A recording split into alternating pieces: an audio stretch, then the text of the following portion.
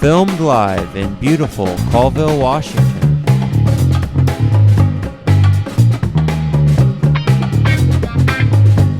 At Colville High School.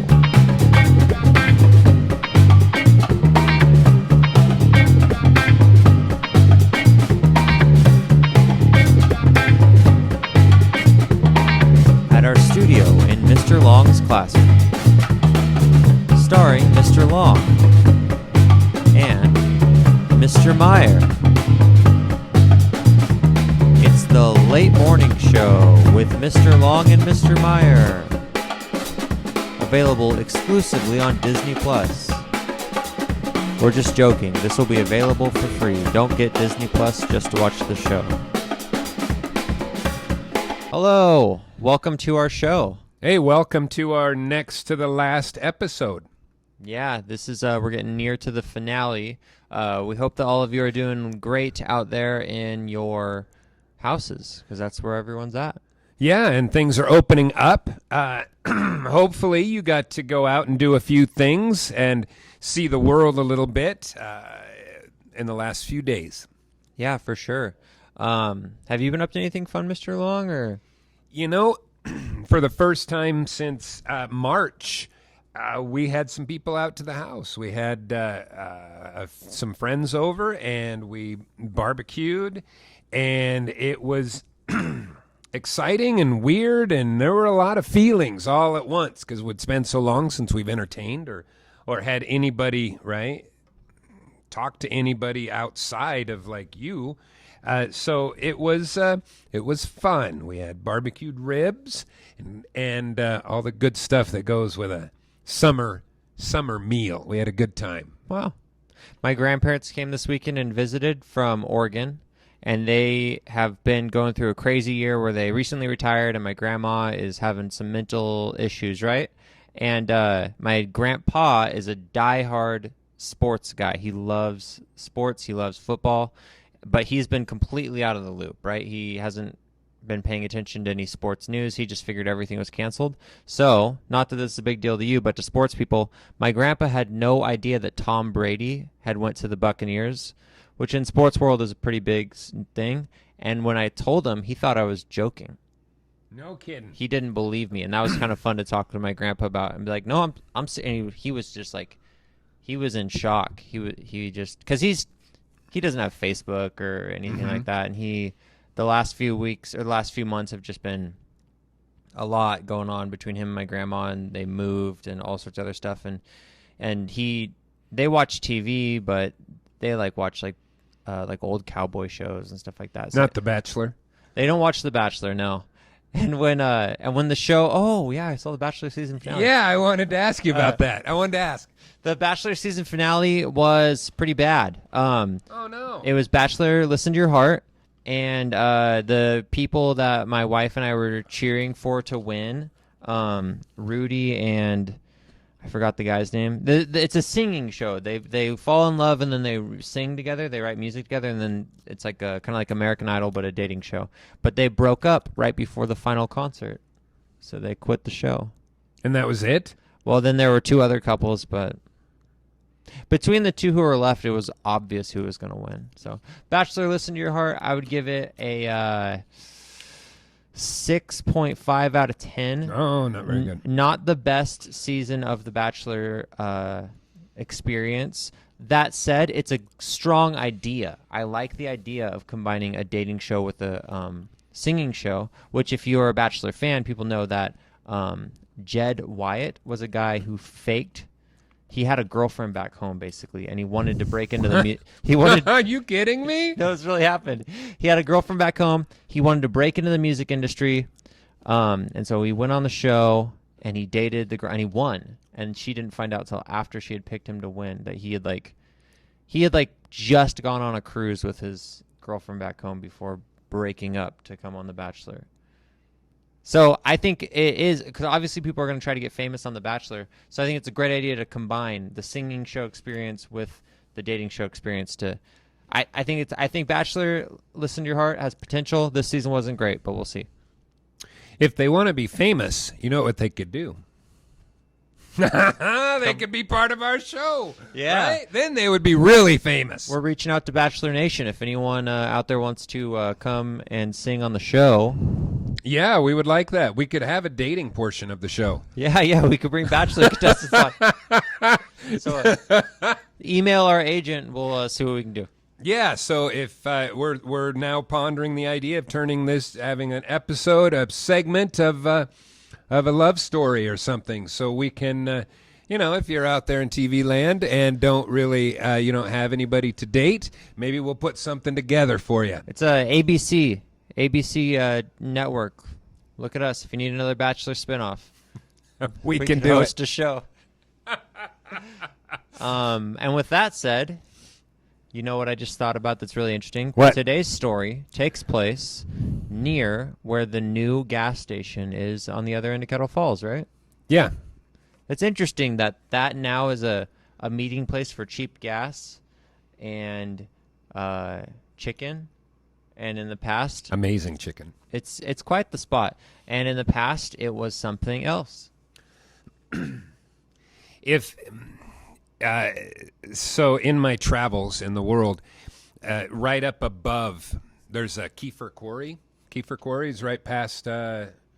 Anyway, you go up there and there's a housing development up there, and I was with a guy visiting, and he took me just towards the gas station, but from the upper backside, right?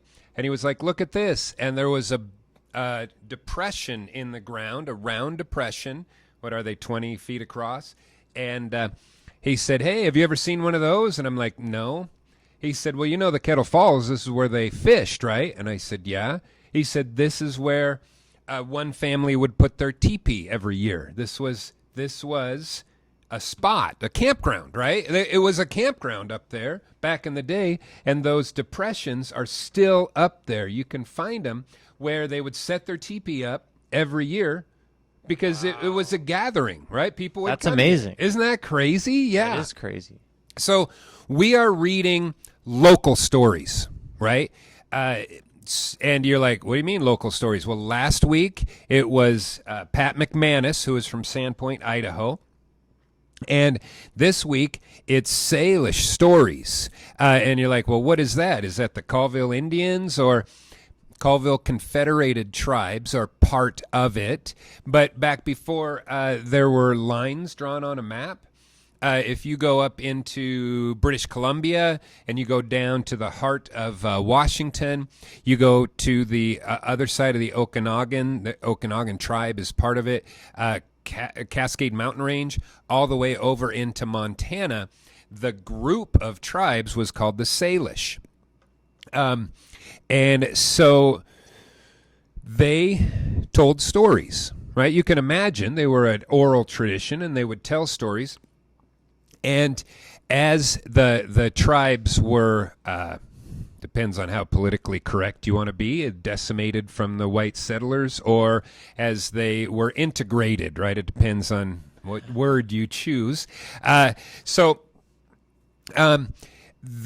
was a woman who was born in Boyd's, Washington. There's a couple different little things about whether she was born on the barge coming across to try to get to a hospital, or if she was born in Boyd's. It's not really known.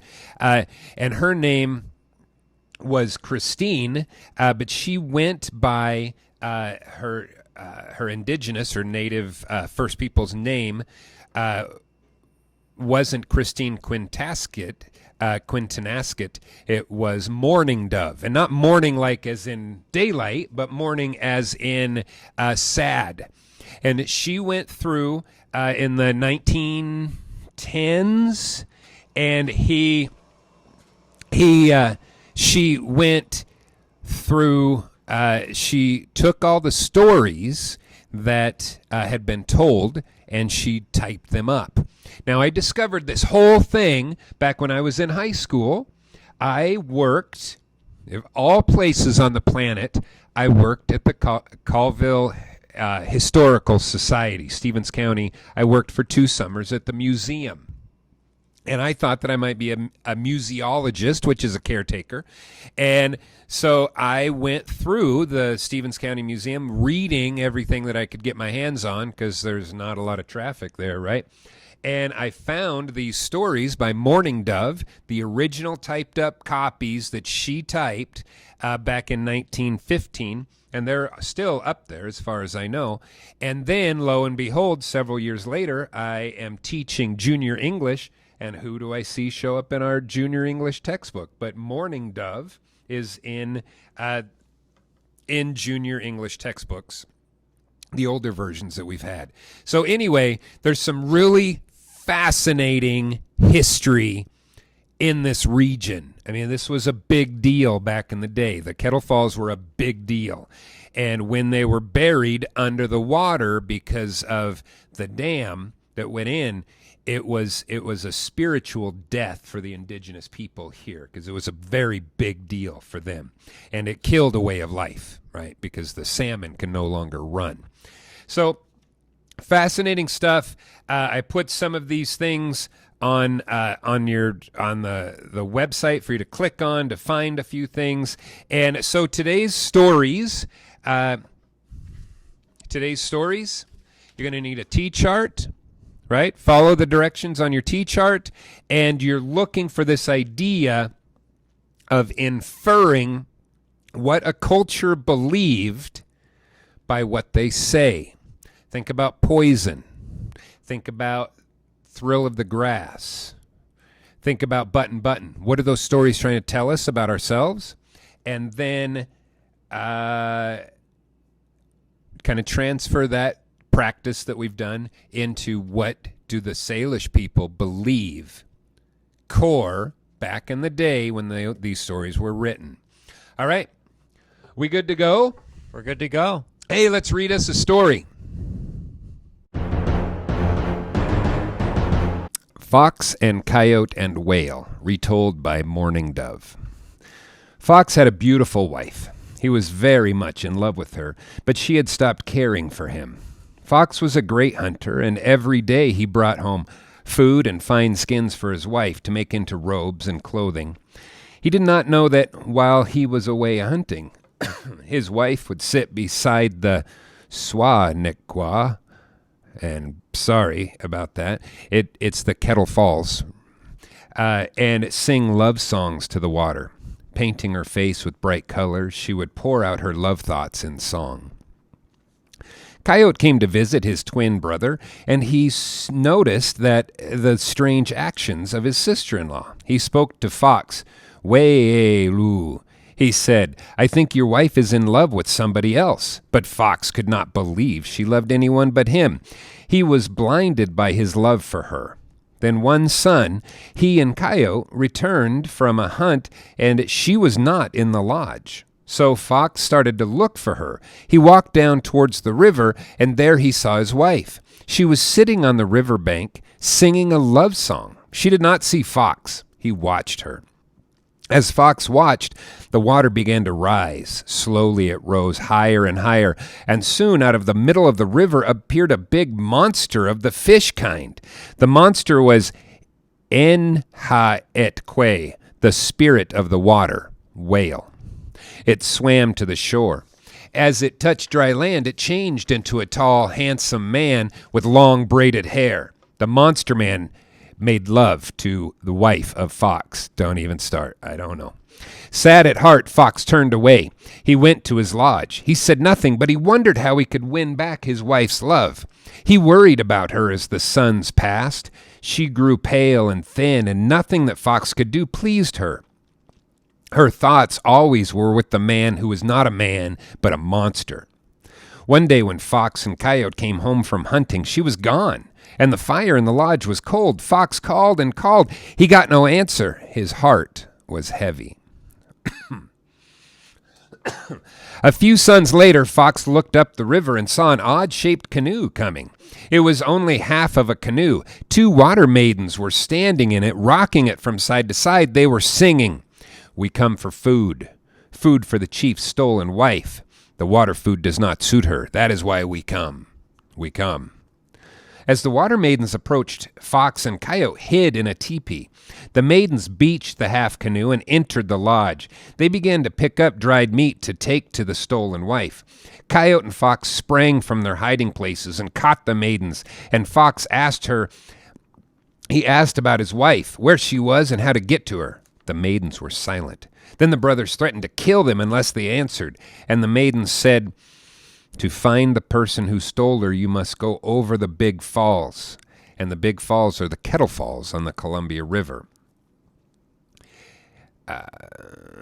And under the water. His lodge is under the falls, under the water, a dangerous trip for land people. Every trail is watched. Even if you get there, the mighty whale chief will kill you. He is bad. The water maidens had told all they knew, so Fox broke their necks.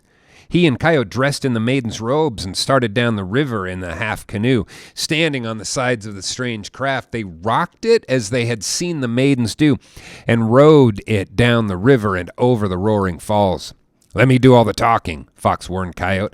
"I know better what to say." Down through the pouring, flashing waters, they shot with their half canoe. The thunder of the falls hurt their ears, and then suddenly they were landing at a great encampment of water people, a strange kind of people to them. All the people were strange except Gu-Ka-we-na, Mouse. She was there. She knew them, and they knew her. Fox jumped ashore. Coyote slipped, tripped, and touched the water, and Mouse, the sly one, laughed. "Ha ha!" said Mouse. Coyote nearly fell into the water. "Do not speak," Fox whispered to Mouse. "Say nothing, and I will pay you well." But some of the water people had heard. "What, Mouse, did you say?" they inquired. "Nothing," Mouse joked. "Nothing of importance. I was just joking."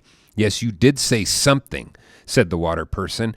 "You said that Coyote nearly fell into the water. You cannot fool me."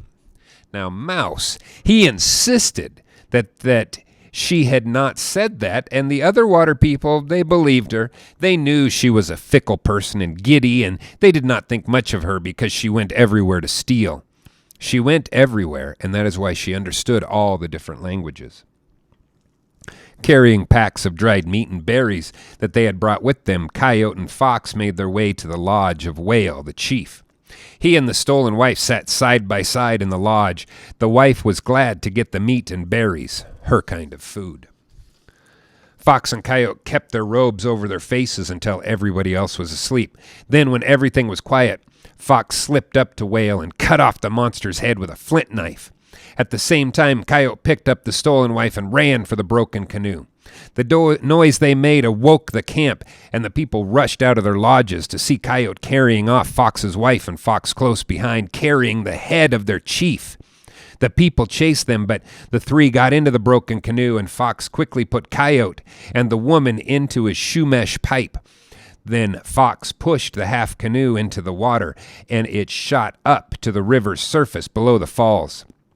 There Fox landed. He took Coyote and his twice-stolen wife out of the medicine pipe, and he heard of and he took the head of the whale monster, and he threw it towards the setting sun. "In the big salt water," the ocean, "shall whale monster stay," said Fox. "No longer shall he live in the small waters and the rivers where he can make love to the wives of men, where he can lure wives from their husbands." As Fox and wife and brother walked up the bank to their teepee, the headless body of whale monster turned over and over in the depths of the river, making the big falls of the Schwanekwe, the Kettle Falls, more fearful and thunderous, the way that they are today. Well, not today, but spilling with such force over the great rocks. The wife of Fox became content and happy again, glad to be back in her husband's lodge. But since that day, whale monster was vanquished. The land people and the water people, they have no love for each other, and Fox made it so. Hey everybody, we're interrupting the show to bring you a word from our sponsor. Bad jokes. Really, really bad jokes. Really bad jokes. So, Mr. Long, how do you get a squirrel to like you? I don't know. How do you get a squirrel to like you? You act like a nut.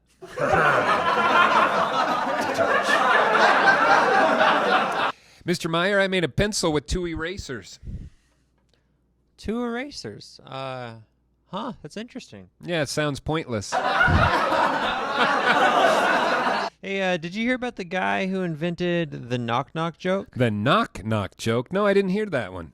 Yeah, he won the Nobel Prize. The Nobel Prize. Oh, Mr. Meyer, I used to hate facial hair. But then it grew on me. That's how it goes. Hey, I had a neck brace fitted years ago, and I've never looked back since. Never looked back since. Mr. Meyer, some people say that they pick their nose, but I feel like that I was just born with mine. I picked mine at a very expensive plastic surgery place. This nose cost a lot of money. Well, it looks fantastic. Thank you. I appreciate that. Hey, you know what's brown and sticky? I don't know, Mr. Meyer. Do I dare ask, what is brown and sticky? A stick. Yeah. Most sticks are. What do you get from pampered cows? A bad attitude? Nah, spoiled milk. Oh. This has been another episode of really, really bad jokes. Thanks for watching. Coyote and Buffalo, a Salish legend.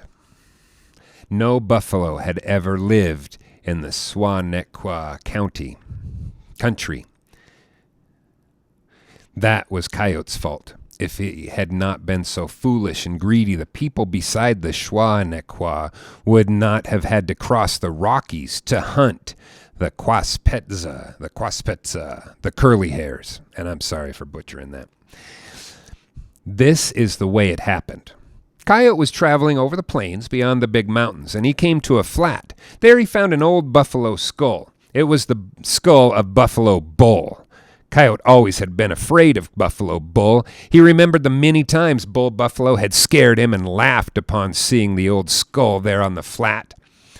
Now will I have some fun, Coyote remarked. I will have revenge for the times that Buffalo made me run. He picked up the skull and he threw it into the air. He kicked it and spat on it. He threw dust in the eye sockets. He did these things many times until he grew tired. Then he went away. Soon he heard a rumbling behind him. He thought it was thunder, and he looked at the sky, but the sky was clear. Thinking he must have imagined the sound, he walked on singing. He heard the rumbling again, only much closer and louder. Turning around, he saw Buffalo Bull pounding along after him, chasing him. His old enemy had come to life. Coyote ran faster than he thought he could run, but Buffalo gained steadily. Soon Buffalo was right at his heels, and Coyote felt his hot breath. "Oh, Sosnek, help me," Coyote begged, and his power answered by putting 3 trees in front of him. They were there in the wink of an eye, and Coyote jumped up and caught a branch in the first tree and swung out of Buffalo's way. Buffalo rammed the tree hard, and it shook as if in a strong wind.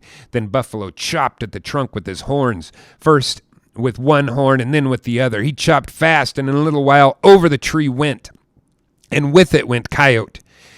But he was up and into the second tree before Buffalo Bull could reach him. Buffalo soon laid the tree low, but he was not quick enough to catch Coyote, who scrambled into the third and last tree. "Buffalo, ho, my friend, let me talk with you," said Coyote as his enemy hacked away at the tree's trunk. Let me smoke my pipe. I like knick. Let me smoke, then I can die more content." "You may have time for one smoke," grunted Bull Buffalo, resting from his chopping. Coyote spoke to his medicine power, and a pipe, loaded and lighted, was given to him. He puffed on it once and held the pipe out to Buffalo Bull. "I will not smoke with you," said that one. "You made fun of my bones. I have enough enemies without you. Young Buffalo is one of them, and he killed me, and he stole my fine herd." "My uncle," said Coyote, "you need new horns. Let me make new horns for you. Then you can kill young Buffalo. Those old horns, they're dull and worn out." Bull Buffalo, he was pleased with that talk. He decided he did not want to kill Coyote. He told Coyote to get down out of the tree and make the new horns. Coyote jumped down and he called to his power. It scolded him for getting into trouble, but it gave him a flint knife and a stump of pitchwood. From this stump, Coyote carved a pair of fine, heavy horns with sharp points, and he gave them to Buffalo Bull. All buffalo bulls have worn the same kind of horn since. Buffalo Bull was very proud of his new horns. He liked their sharpness and weight and their pitch-black color. He tried them out on what was left of the pitchwood stump. He made one toss, and the stump flew high up into the air, and he forgave Coyote for his mischief. They became good friends right there. Coyote said that he would go along with Buffalo Bull to find young Buffalo. They soon came upon young Buffalo and the big herd he had won from Buffalo Bull. Young Buffalo laughed when he saw his old enemy, and he walked out to meet him. He did not know, of course, about the new horns. It was not much of a fight, that fight between young Buffalo and Buffalo Bull with the fine new horns. Buffalo Bull killed the other easily, and then he took back his herd, all his former wives and their children. He gave Coyote a young cow, the youngest cow, and he said, "Never kill her, Sincalip. Take good care of her, and she will supply you with meat forever. When you get hungry, just slice off some choice fat with a flint knife, then rub ashes on the wound, and the cut, it will heal at once." Oh boy, Coyote promised to remember that, and they parted. Coyote started back to his own country, and the cow followed. For a few suns, he ate only the fat when he was hungry, but after a while he became tired of eating fat, and he began to long for the sweet marrow bones and the other good parts of the buffalo. He smacked his lips at the thought of having some warm liver. Buffalo Bull will never know, Coyote told himself, and he took his young cow down beside a creek and he killed her. As he peeled off the hides, crows and magpies came from all directions. They settled on the carcass and they picked at the meat. Coyote tried to chase them away, but there were too many of them. While he was chasing some, others returned and ate the meat. It was not long until they had devoured every bit of meat. Well, I can get some good from the bones and marrow fat, Coyote remarked. He built a fire to cook the bones. Then he saw an old woman walking towards him. She came up to the fire. "Sincalip," she said, "you are a brave warrior, a great chief. Why should you do woman's work? Let me cook the bones while you rest." Oh, vain Coyote. He was flattered. He believed she spoke her true mind. He stretched out to rest, and he fell asleep. In his sleep, he had a bad dream. It awoke him, and he saw the old woman running away with the marrow fat and the boiled grease. He looked into the cooking basket, and there was not a drop of soup left in it. He chased the old woman. He would punish her, but she could run too, and she easily kept ahead of him. Every once in a while she stopped and held up the marrow fat, and she shouted, "Sincalip, do you want this?" Finally, Coyote gave up trying to catch her. He went back to get the bones. He thought he would boil them again. He found the bones scattered all around, so he gathered them up and put them in the cooking basket. Needing some more water to boil them, he went to the creek for it, and when he got back, there were no bones in the basket. He placed the bones. In the place of bones was a little pile of tree limbs.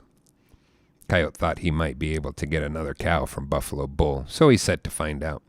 When he came to the herd, he was astonished to see now that the cow was alive. She was there with the others. She refused to go with Coyote again, and Buffalo Bull would not give him another cow. Coyote had to return to his own country without a buffalo. That is why we have never had any buffalo along the Schwannequa.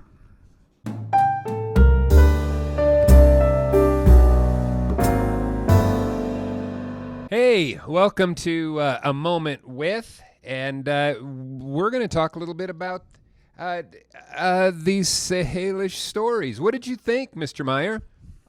It was really interesting to think about the Kettle Falls area and those falls that we've all, maybe not all of us, but a lot of us have seen those black and white pictures of how intense those waterfalls were and how they had like kind of a supernatural element to them in the story. It was really interesting. And a whale was mentioned in the story, right? And Yeah, where would they even get an idea for a whale? it makes me wonder if a whale must have swam up the river at some point. I mean, if we're winding the clock back, whatever, 300 years ago, right? There's no big boats that, go through the ocean and stuff like that. So, like, there are probably way more whales, like a lot more whales. And maybe they were stronger. And I mean, I'm just speculating. But yeah, somehow they knew about whales and at the river and at the Kettle Falls. It really is kind of a wild story. And it really makes you think about just how much different this area and the whole world was back then.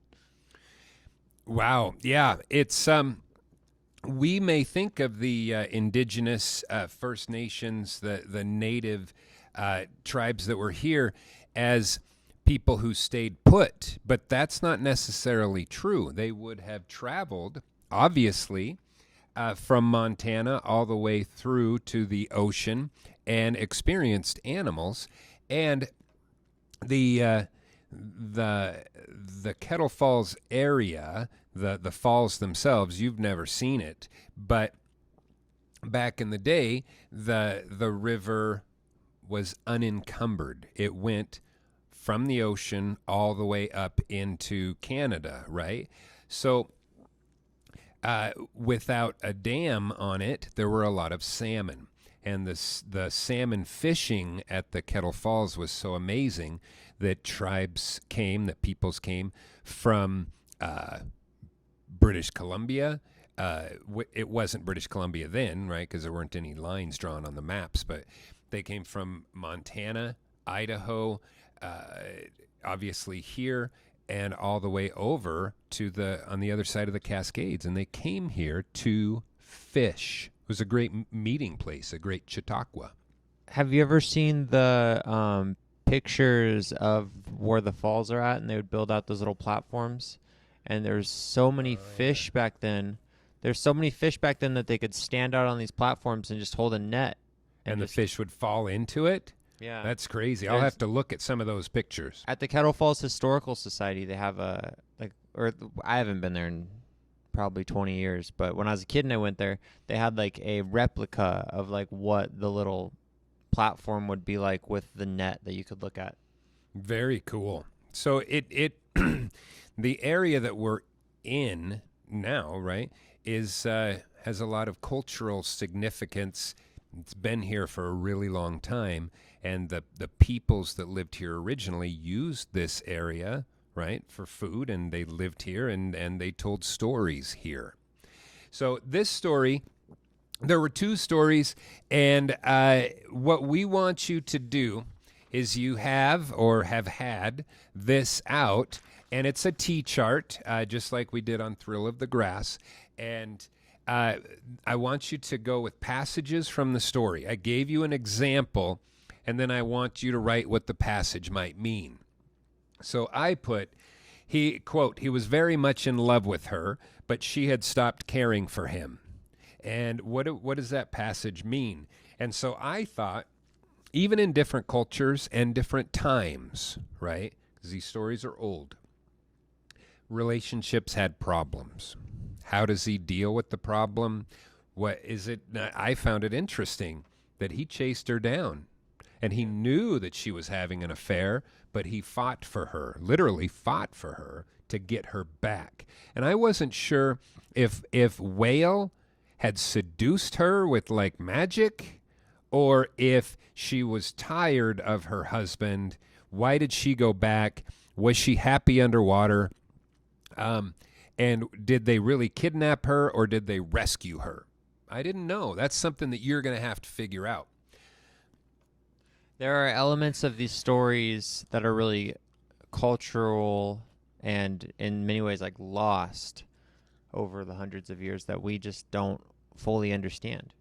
We just got to acknowledge speculation as just that we're speculating. We don't know. So speculation in English terms, English language arts terms, is called an inference. An inference is an educated guess with evidence to support. Now, many people are like, yeah, but what's the fact? Well, as you get older, you'll see that facts are relative, right? Truth is relative. It depends on who's telling you things, right? And what the data says versus when you can go to one college and they'll say one thing and another university will say something else about the same data. I've found that really strange as I've learned to try to analyze data. So in this, you're going to come up with 3 passages from the story and make, what do you think? You're going to infer something from it. Well, this means this. Then you can use one story or the other story or both stories. It doesn't matter to me because I'm trying to get you to pull that text-based evidence out and then make a comment on it, right? Pull the text-based evidence out and then make the comment. Then give us a moral or a theme to the story. What's the author trying to tell us? I can infer that the Sahelish people may have believed what about what? May have believed what about love or marriage or fighting or stealing or not following your orders or right, whatever. And I saw this when, pick number 3 maybe or pick number whatever. I saw this win. Then you get that done. Now, this is called an explanation or a creation myth, right? And you're like, well, I don't know any creation myths. An explanation would be there was a guy called Vulcan, and Vulcan made the armor for the gods. And when he was working, volcanoes erupted. When Zeus was upset, he would throw lightning bolts, and thus we have thunder and lightning. So we explain things away using a creation myth. If you've read the Bible or are you aware of it, that's a creation myth, right? Is it true or false? I don't know. Big Bang, creation myth. I don't know. We don't know. We're just taking stabs at things, right? We don't know. So we have a creation myth or an explanation myth, and I want you to give me one that you've heard.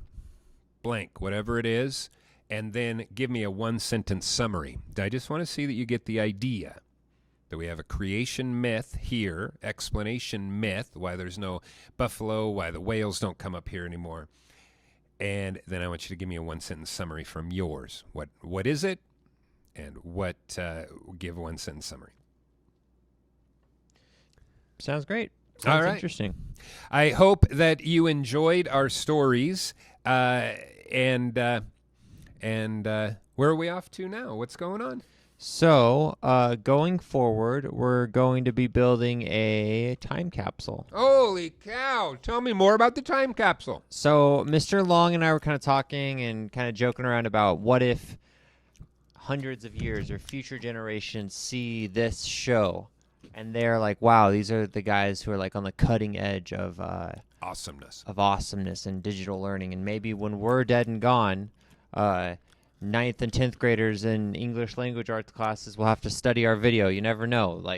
You never know. And so we were thinking about that, and we thought, what about this experience and this time that's unique could we express and leave for future generations? I think it's a beautiful idea, Mr. Meyer. Mr. Meyer came up with this, and it really touched on what we're trying to do, which is just get through this. And we know it's gonna end. So we have this episode and one more, and we're done. We're done. That's a wrap. We're wrapped up on June 12th. We're done with this. Don't quote me on any of that, but that's when we're going to finish distance learning for English 9 and 10. So we are going to present you your final right now and give you a couple weeks to do it. All right, here's your final. We are making a time capsule, and we want something written or on video that shows the experience of COVID-19 2020 for future generations. Because even though it's alive and well with us today, it won't be for very long, right? In 100 years, this nobody will have a clue. Just like we talk about the Spanish flu in 1917 or whatever. It doesn't mean anything to us. Doesn't mean anything to us. We talk about World War II and oh, the greatest generation. Doesn't mean anything to us, right? So your grandkids, and yes, you'll have grandkids someday, your grandkids are going to be like, are you kidding? COVID-19. I heard about that in school. What went on? And you'll be like, you'll have to explain it. So we're making a time capsule that's timeless, that will go forever. Maybe we'll open it in 25 or 50 years. I don't know. We'll figure something out. You are going to, now listen very carefully, because some of you are going to make this much more than it needs to be. We want something of yours to put in there. We want something of yours to put in there, okay? Not your cat. We don't want any living things. And we would prefer that anything that you send us is written or video. So you can write something up and email it to us, but it has to, your task is to submit a video or a piece of writing that shows or tells the feelings, attitudes, fear, happiness through your eyes. It must show or tell something that you have learned or how your values have changed. We want you to think of the stories from this week and next week. You haven't read them yet, but think of the stories that we've read all along and how they have shown us the morals and values of the culture and the times that they were written. Every story is a time capsule because it shows us what people were thinking of at the time. Poison, written during the colonization of India when some people were thinking maybe we shouldn't be there, right? Button, talking about the feelings of prosperity in America, because it was during the 50s when baby boomers and there was a lot of money and a lot of industry in America. Everybody had jobs and they paid well, but at what cost, right? Is life worth more than money? And some of you have heard that lately, right? Is life worth more than money? You're like, wait a minute, yeah, okay. So, thrill of the grass, the culture of a baseball player. Is it worth what he did, right? Where do you draw the line? It's the cultures and values of other people. So if you haven't got it yet, I hope you're getting that. That's where we're going with this, and we're at the end, so hopefully you're there. So what kind of things could they send us? You could send us a piece of writing about the things that you are doing that are unique in this moment. I think about September 11th and how that time changed. You know, I was a nerdy kid, right? So I was a gamer, and how that era, that just couple months, the whole gaming culture of the world just changed because September 11th happened, and then from then on, the most popular games of that year were Halo and Grand Theft Auto, and violent video games became a mainstream success, and when our culture was dealing with this thing that had happened. And right now, I saw that like Minecraft is hosting concerts now. Like there's musicians who are playing concerts within Minecraft because people can't go outside. And so whatever media that you are interested in, or whatever's entertaining you in this moment is something that people in 100 years are going to be really interested in. They're going to be like, what were people doing for entertainment, and what were big changes? And, you know, a change in the music industry right now is the idea of like a virtual concert. So that's what I think of, like art and entertainment and media. You could write down just, you know, I'm really into whatever video game, or I'm really into whatever musician. This musician's really interesting to me. These songs are really interesting to me during this quarantine time. And then also write about how, if you've experienced any change in your mind and in your thought processes of how, again, back to September 11th, it was just a weird moment. Even for me as like a kid, the world just instantly felt way less safe. It was just a very jarring moment where all of a sudden do you remember the show 24 was really popular back then? Oh, I forgot about that. But yeah. Yeah, it was just the culture. Our culture just changed within the course of a couple months of like this idea of just nothing was safe, and so maybe cultural ideas of what it means to be inside, cultural ideas of what it means to talk to your friends. So you could write about or share in some sort of way media and culture and how you think things have changed or how you feel that your feelings about the world have changed. So there's no real right or wrong way to do this. But what we really want is it must show or tell something that you've learned or how your values have changed. Because in the big picture, what have you learned from this, right? So in our family, we spend a lot more time together with puzzles and games and going on walks, and we spend more time together, right? We've learned to appreciate each other. What are some things that you've learned, right? So take the stories. Okay, this is a culmination. This is everything we've done. Think of the stories. What's the cultural values of the time and the people that wrote those stories? And now I want you to put something together that we can put in a time capsule. You can write a song. You can write a poem, right? You can do a video. You can write something on the Halo disc that you've worn out because you've been playing Halo the whole time. I don't know how you would get that to us, but but we want something from you to put in a time capsule because it's going to be over and people are going to forget about it, but you have experienced it. You have lived through this. What have you learned? What can be taken away? What would you want other people to know, right? Yeah, and your thoughts and feelings on this time are valuable. It's good for you to get it out, and other people would probably, in years down the road, be interested in hearing about how we all felt.